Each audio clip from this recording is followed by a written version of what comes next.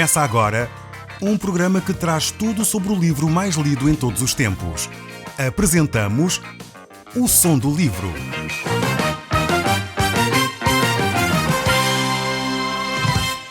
Seja muito bem-vindo. Neste podcast vai encontrar o livro mais conhecido e lido em todo o mundo. Vamos levá-lo numa viagem pela história da humanidade. Este é um audiolivro para si, para a sua família e sociedade em geral. Contextualização e comentários de Paulo Chaveiro. Nós continuamos a olhar para o livro de Lucas e estamos a estudar o capítulo 7. Nestes primeiros versículos deste capítulo 7, nós vamos encontrar uma história muito interessante. A história de um centurião romano. Isto era um género de um capitão das tropas romanas que, de facto, tem um servo a quem ele estimava muito, muito doente. E vai ter com Jesus Cristo para que Jesus possa interferir nesta situação. Este centurião era um homem que não era judeu. Era um homem que tinha tamanha fé que Jesus Cristo diz que não encontrou fé igual entre os judeus. Sem dúvida alguma, a fé não era só algo que pertencia ao povo judeu ou aos israelitas. A fé está no coração de cada pessoa, independentemente da origem da nação, independentemente de quem ela é ou o que ela faz. A fé tem a ver com o coração do homem. Nós estudamos este caso no Evangelho de São Mateus, quando tratamos desse Evangelho. Por isso não vamos deter-nos muito aqui sobre este assunto, mas não poderíamos deixar de mencionar que este caso deste servo era um homem que estava praticamente moribundo no seu leito. E então ele mandou pedir que Jesus o curasse. Só que quando o seu servo chegou perto de Jesus, ele sabia que o seu senhor não queria que Jesus entrasse na sua casa, pois não se considerava digno de receber tamanha honra. Por isso ele pediu que Jesus simplesmente então dirigisse essa palavra para curar esse homem. E assim foi feito. Jesus, de longe, declarou a cura para esse homem e de facto ele foi curado. Jesus admirou a fé deste homem por causa disso também. Ele sabia que bastaria Jesus dizer alguma coisa para que isso acontecesse, pois ele também era homem com responsabilidade e autoridade, e quando ele dizia alguma coisa, ele sabia que os seus servos tinham que fazer. Assim ele sabia que Jesus tinha autoridade também. A partir do verso 11, nós podemos ver aqui então uma história também muito interessante. É a ressurreição de um filho de uma viúva. Neste caso aqui, podemos dizer mais do que uma ressurreição, é talvez o retorno à vida. Aliás, a maioria das situações em que Jesus ressuscitou alguém foi mais um retorno à vida. Pois eu gostaria que nós pudéssemos talvez usar esta expressão ressurreição para quando falamos da ressurreição de Jesus. Claramente aí a situação é bem diferente, muito distinta. Enquanto que este menino aqui, deste texto bíblico, do verso 11 em diante, assim como a ressurreição de Lázaro, a ressurreição da filha de Jairo, entre outras ressurreições que aconteceram, no fundo foi um retornar à vida, porque os seus corpos permaneceram na mesma, sujeitos à doença, à enfermidade e depois mais tarde à morte. Enquanto que o corpo de Jesus Cristo, quando ressuscitado, ele ficou como um corpo glorificado, não mais sujeito a essas situações. Por isso podemos ver Jesus Cristo entrar num quarto com ele todo fechado por causa do seu corpo ressuscitado, mas ao mesmo tempo podemos ver ele dizer a Tomé: toca nas minhas feridas. Então este corpo glorificado de Jesus Cristo é bem diferente deste corpo que é ressurreto aqui, deste filho, ou outras ressurreições que Jesus Cristo efetuou. No entanto, então, quando eu falar aqui em ressurreição, lembre-se que estamos a falar de um retorno à vida, não que estas pessoas nunca mais provaram a morte. Provavelmente todos eles morreram uns anos mais tarde, pois o corpo humano está sujeito a isso mesmo. O verso 11 então diz assim: depois disto, Jesus foi a uma povoação chamada Naim. Iam com ele os seus discípulos e uma grande multidão. Quando estava a entrar na povoação, viu que se passava um enterro. O morto era filho único de uma viúva. Ia muita gente com ele no funeral. Aqui a morte deste jovem causou profunda tristeza em toda a aldeia. Era um filho único de uma viúva. Provavelmente seria o único sustento que poderia esta viúva vir a ter. Naquela época, uma pessoa que fosse viúva, uma mulher viúva, e ainda para mais, sem filhos praticamente, teria numa condição social extremamente triste. As mulheres não trabalhavam fora, eram donas de casa todas elas, e se o marido, que era o sustento da família, desaparecia, então a situação familiar era extremamente delicada. Muito mais quando o jovem que poderia vir a tornar viável o sustento para a família, então falece também. Então era uma situação dramática para esta mãe, mas também toda a aldeia estava solidária com esta mulher que via de alguma forma o seu filho querido partir. Então encontramos Jesus que cruza com este funeral. E o verso 13 diz assim: Quando o Senhor viu a viúva, teve pena dela e disse-lhe: Não chores. Jesus é um ser que se compadece com as nossas tristezas. Jesus não é um Deus que está distante. Não é um Deus que não se compadece do nosso sofrimento. Antes, pelo contrário. Talvez você está a passar por uma situação dolorosa. Alguma situação que entristece o seu coração. Talvez até a perda de um ente querido. E Jesus está a dizer com muito amor e carinho: Não chores. Jesus vai transformar a vida desta pessoa, assim como Ele pode transformar a sua. Talvez Ele não vai agir como agiu com este jovem aqui, trazendo-o de volta à vida, mas talvez Ele vai consolar o seu coração neste momento de sofrimento. O verso 14 diz: E aproximando-se, tocou no caixão. Os homens que o levavam pararam. E Jesus disse então: Rapaz, sou eu que te digo, levanta-te. Jesus claramente manifesta aqui a sua autoridade. Manifesta que é Ele o Senhor da vida. É Ele que diz: levanta-te. Sou eu que te digo, levanta-te. É interessante Jesus falar diretamente a este jovem que estava morto. Provavelmente não ouvia, mas Jesus fala diretamente ao jovem. Pois Ele é o Senhor da vida, é Ele quem dirige toda a nossa vida. E também é Ele o Senhor que toma a nossa alma quando ela sai do nosso corpo. É por isso que a palavra de Deus nos fala que nos últimos tempos, quando Jesus tomar a sua igreja, haverá como uma voz de arcanjo que irá ressoar, como uma trombeta será tocada, e então será ordenado a todos aqueles que dormiram em Cristo que saiam das suas campas, se levantem e subam aos ares, onde encontrarão a sua alma, e juntamente passarão com o Senhor para todo o sempre. Jesus é esta mesma voz que ecoou para este jovem. É a mesma voz que ainda hoje fala ao nosso coração que está triste talvez pela perda de um ente querido. Mas a morte não é o fim. A palavra de Deus é muito clara e nos diz que a morte de facto é uma passagem para a vida eterna. Depende da nossa decisão que nós tomamos de seguir ou não a Cristo, de ouvir ou não esta voz. E isso depende enquanto nós estamos vivos aqui no nosso corpo. É verdade que se calhar você está morto espiritualmente, mas é por isso que Jesus Cristo veio para nos dar vida e vida abundante. Espiritualmente podemos estar mortos, ainda que andamos de um lado para o outro, vamos para o trabalho, comemos, dormimos, mas a nossa alma, o nosso espírito está morto. É por isso que Jesus Cristo veio para nos dar vida eterna. Ele quer de alguma forma tirar-nos dessa morte espiritual e nos passar para a vida. Esta é a imagem que a palavra de Deus nos dá. Ainda que nós sejamos mortos nos nossos pecados, Jesus Cristo nos dá vida e vida em abundância.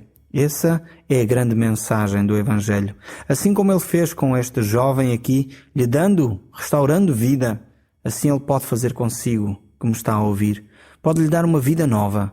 É por isso que Jesus usou a expressão, quando estava a falar com Nicodemos, de que era necessário que ele nascesse de novo, tivesse uma nova oportunidade, nascesse uma nova vida dentro dele, para poder então ver o reino dos céus. E é isso que Jesus irá fazer consigo neste momento. Se você confessar o seu pecado e aceitar como Senhor e Salvador, Ele pode lhe dar essa vida eterna. Mas também não só esta vida eterna, mas a ressurreição nos últimos tempos, quando a sua voz declarar para nós nos levantarmos e ressuscitarmos, aí sim iremos ter uma vida completamente nova, onde o nosso corpo será transformado e não mais terá dores, não mais terá sofrimento, não mais terá doenças, porque será um corpo restaurado e glorificado pelo próprio Senhor Jesus Cristo. É verdade que nós olharmos para a Bíblia, encontramos que Jesus usou muitos métodos diferentes para executar milagres. Por exemplo, Jesus abriu os olhos a um cego simplesmente falando, dizendo: "Vê, a tua fé te salvou." Noutra ocasião, Jesus chegou perto de um cego e tocou nos seus olhos. E ele começou a ver. Numa outra ocasião, Jesus untou os olhos desse cego com um pouco de lama. E ele foi então ao lago, ao tanque de Siloé, e lá passou a ver. Então Jesus, podemos ver que ele usou aqui 3 métodos diferentes para operar um milagre idêntico, que era a recuperação da vista. Talvez, se fosse hoje em dia, esses 3 cegos iriam criar 3 grupos religiosos diferentes. Talvez um iria dizer, não, Jesus curou-me simplesmente pela palavra, então é só assim que todas as pessoas podem ser tratadas por Jesus. Talvez o outro iria criar uma ordem religiosa dizendo, não, aqui nós vamos falar daquele Jesus que toca em nós. E talvez o outro iria dizer, não, nós aqui é que temos a verdade, porque nós somos aqueles que nos lavamos com o tanque, com água pura. Então, se calhar essas 3 pessoas iriam encontrar a sua ordem religiosa e dizer, não, a vida eterna só é conquistada desta maneira, quando ouvimos a palavra de Deus. O outro diria, não, quando somos tocados por Jesus. E o outro diria, não, só quando somos lavados por Jesus. No fundo, às vezes nós detemos-nos com estes aspectos metodológicos da ação de Jesus Cristo e esquecemos-nos o importante, que no fundo foi Jesus que curou estes 3 cegos. No fundo, o importante é exatamente isso. Não devemos ficar agarrados a questões de ordem secundária. Devemos olhar para Jesus Cristo. E Ele nos mostra claramente o que é prioritário. E o que é prioritário é que nós coloquemos a nossa fé nele. Aqui, voltando ao nosso caso aqui deste jovem que estava a caminho já do cemitério e que Jesus intervém, vemos então o que aconteceu. Voltemos então lá. Verso 15 diz assim, nisto o rapaz sentou-se e pôs-se a falar. Jesus entregou-o à mãe. Ficaram todos muito impressionados e louvavam a Deus dizendo, um grande profeta apareceu entre nós. Deus veio salvar o seu povo e por todo o país e fora dele correu a fama de que Jesus tinha feito. Vemos aqui como Jesus Cristo claramente devolve este seu filho único à sua pobre mãe, que estava certamente triste e só agora. Então Jesus toca a vida desta viúva, de forma a restaurar a sua alegria e a sua família. O verso 19 continua dizendo, os discípulos de João Batista foram contar-lhe tudo. Ele chamou, então, 2 deles e mandou-os ir ter com Jesus para lhe perguntarem, és tu aquele que há de vir ou devemos esperar outro? Quando chegaram junto de Jesus, disseram-lhe, João mandou-nos cá para te perguntarmos se és tu aquele que está para vir ou se devemos esperar outro. Então estes discípulos de João Batista vão ter com Jesus para esclarecer esta dúvida. Eu sinceramente creio que João Batista fez isto não porque ele tivesse dúvidas, mas para que os seus discípulos ficassem esclarecidos. Reparamos que foram os discípulos que estavam junto de Jesus vendo aquilo que Jesus fez e foram contar tudo a João Batista. João Batista certamente não teria dúvidas, pois foi João Batista que ao receber Jesus Cristo disse, eis o Cordeiro de Deus que tira o pecado do mundo. Foi também o mesmo João Batista que disse que ele não era digno de desatar sequer as sandálias dos pés de Jesus. Foi ainda este João Batista que disse que aquele que havia de vir após ele iria batizar com o Espírito Santo e com fogo. Certamente João Batista não tinha dúvidas quanto a Jesus Cristo. E ele queria que os seus discípulos também não tivessem dúvidas ao seguir Jesus Cristo. João Batista sabia provavelmente que os seus dias estariam contados. E os seus discípulos deveriam seguir a Jesus e não a ele. Ele de facto era a voz do que clamava no deserto. Ele simplesmente deveria preparar o caminho de Jesus Cristo. E por isso os seus discípulos deveriam seguir a Jesus. Ele queria que eles não tivessem a menor dúvida de quem era Jesus Cristo. Por isso, encontramos então o verso 21 dizendo, naquele momento curou Jesus muitos doentes de vários males e enfermidades, possessos de espíritos maus e muitos cegos. Então Jesus respondeu aos enviados, vão contar a João isso que agora viram e ouviram, que os cegos veem, os coxos andam, os que têm lepra são curados, os surdos ouvem, os mortos são ressuscitados e os pobres é anunciada a boa nova. Claramente Jesus cumpre aqui aquilo que está escrito no profeta Isaías no capítulo 35. Jesus mostra que aquele que era o Messias estava no meio deles. Por isso eles poderiam ter a maior confiança, pois a palavra de Deus estava a ser cumprida naquele preciso momento. Então, Jesus vai e diz-lhe o seguinte, no verso 23. Feliz aquele que não tropeçar por minha causa. Com estas palavras, Jesus está a dizer que eles deveriam de confiar em Jesus Cristo, deveriam colocar a sua fé nele e não deveriam ficar escandalizados. Não deveriam estar a optar entre João e Jesus. Era de facto o mesmo caminho. Era João Batista que tinha proporcionado, aberto, aplanado o caminho. E agora Jesus Cristo era o Messias, o Deus feito homem que estava no meio deles. E estes discípulos não deveriam ter dúvidas, não deveriam ficar balançados entre se estariam ou não a ser fiéis a João Batista. Eles não deveriam se escandalizar em Jesus Cristo. Por isso também Jesus diz numa outra ocasião, bem-aventurado é aquele que não viu e creu. Estas palavras são as palavras poderosas de Jesus Cristo. De alguma forma, a palavra de Jesus, as palavras da cruz, são loucuras para aqueles que não conhecem Jesus Cristo. Porém, para nós, aqueles que temos fé em Jesus Cristo, elas são o poder de Deus para a nossa salvação. Foi durante a última grande guerra que aconteceu um episódio interessante que eu gostaria de relatar. 5 homens que se diziam ateus tiveram um naufrágio. Eles eram marinheiros e então tiveram esse naufrágio e ficaram no seu bote salva-vidas durante 20 dias. Durante esses 20 dias eles flutuaram no Oceano Pacífico e durante esses 20 dias eles estiveram face a face com a morte. Cada instante a situação era de perigo iminente e as diferentes situações de perigo que eles viveram levou-os a ter um encontro pessoal com Deus. Eles não só tiveram face a face com a morte, mas tiveram face a face com o próprio Deus. No final desses 20 dias, não havia mais nenhum ateu dentro daquele bote. O ateísmo tinha-se evaporado. As dificuldades intelectuais que eles encontravam nas Escrituras desapareceram por causa da experiência que eles tiveram com Deus e pelo facto de terem sido protegidos e salvos pelo próprio Deus. Essa experiência que esses 5 homens tiveram e viveram levou-os a um encontro pessoal com Jesus. E por isso, todos esses pensamentos intelectuais, todas as dificuldades que eles tinham, se evaporaram.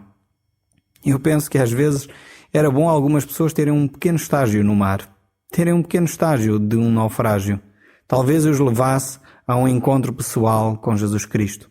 Talvez todas as dúvidas que eles tinham as colocassem nesse momento e pudessem receber a resposta do próprio Deus. Certamente, quando nós nos defrontamos com dificuldades tremendas, quando a nossa vida é posta em causa, ou a vida dos nossos entes queridos são colocados em causa, aí nós ficamos com as questões mais básicas e simples. É quando nós valorizamos a vida e começamos a perceber que as coisas importantes da vida são as coisas simples e pequenas. É quando nós valorizamos a amizade e aqueles que estão ao nosso lado. É quando nós valorizamos o amor e a confiança nos outros. Então, aí nós podemos perceber como todas as guerras intelectuais são vãs. Como toda a vida, afinal de contas, é passageira. Não estou a dizer com isto que nós não devemos ser pessoas de convicções. É óbvio que sim. Devemos ter as nossas convicções, devemos conversar sobre elas também. Mas devemos de olhar para aquilo que é básico na vida, para aquilo que é fundamental e agarrarmos a essas coisas. A palavra de Deus nos dá, sem dúvida, uma relação íntima com Deus. Nos proporciona essa relação próxima com o Senhor. E isso acontece através da palavra de Deus. Nós agora vamos voltar então a este capítulo 7 de Lucas e vamos ver o verso 24 e diz assim: Quando os enviados de João se foram embora, Jesus pôs-se a falar dele ao povo. Que é que foram ver no deserto? Uma cana abanada pelo vento? Que é que lá foram ver? Um homem bem vestido? Quem sabem que os homens que andam bem vestidos e vivem de luxo se encontram nos palácios reais? Digam lá então o que é que foram ver? Um profeta? Sim, eu vos digo ainda, ele é mais do que um profeta, pois é daquele de quem as Escrituras diz: enviarei o meu mensageiro à tua frente, para te preparar o caminho. E fiquem sabendo isto, entre os homens não há ninguém maior do que João Batista. No entanto, o mais pequeno no reino de Deus é maior do que ele. Todas as pessoas que o ouviram, incluindo os cobradores de impostos, sabiam que cumpriram a vontade de Deus ao serem batizados por João. Mas os fariseus e os doutores da lei desprezaram a vontade de Deus para com eles, por não terem querido ser batizados. Jesus disse ainda: com quem hei de comparar as pessoas desta época? Com quem se parecem elas? com as crianças que andam a brincar na rua e dizem umas às outras: tocamos música alegre e vocês não dançam, cantamos coisas tristes e não choram. Realmente, aparece João, que jejua e não bebe vinho, e dizem logo que tem demónio com ele. Depois vem o Filho do Homem, que come e bebe, e dizem dele: olhem para este homem, come e bebe do melhor, e é amigo dos cobradores de impostos e gente de má fama. Mas a sabedoria de Deus só se mostra nos que de facto o aceitam. Vemos aqui este texto um pouco longo, mas que mostra claramente a importância que Jesus Cristo dá a João Batista. João Batista era sem dúvida uma personagem que mudou uma página na história. Foi alguém que fez a transição entre a velha aliança e a nova aliança.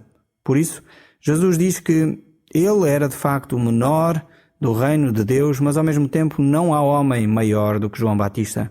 Ele era, sem dúvida alguma, esse homem que fez a ponte entre o Velho e o Novo Testamento. João Batista é uma personagem ímpar nas Escrituras. É aquele que preparou o caminho do Messias. É aquele que foi enviado de uma forma especial para preparar o tempo de graça. Uma nova era iria iniciar-se, a nova dispensação da graça de Deus. Esse tempo foi preparado então por João Batista. Vemos também como as pessoas são de facto incoerentes. Elas, por um lado, não aceitam João Batista. Por outro lado, também não aceitam Jesus Cristo. No fundo, aquele coração que se mantém duro e rebelde contra Deus, independentemente de quem vem anunciar a palavra de Deus, a pessoa não aceita.